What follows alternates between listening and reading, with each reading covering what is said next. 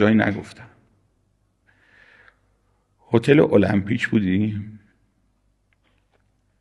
گفتن آقای علی آبادی داره میاد. رئیس وقت تبع پدر. آره نباید اسمش رو میگفتم، ببخشید دیگه گفتم. نه دیگه گفتین که بدون سانسور میخوایم بگیم. آره بعد گفتن آقای علی آبادی داره میاد. وقتی اومد خدا شاهده، هیئت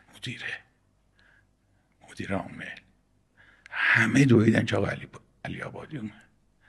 ناصر خان ما اینجوری نشسته بودیم، ناصر خان اینجا نشسته بود، من هم اینجا نشسته بودم، آقا صمد هم اینجا بود. من گفتم ناصر خان، من گفتم ناصر خان شما با اینا مشکل دارین، اینا رو شما بلند شویه. گفت بشین عزتتو حفظ کن. با همه دست داد، گفت من ناصر خانم ببینم. وقتی اومد گفت سلام ناصر خان فلان اینا. شاید گفتن این حرف بد باشه، اینجوری باش دستن، جاش بلند نشد.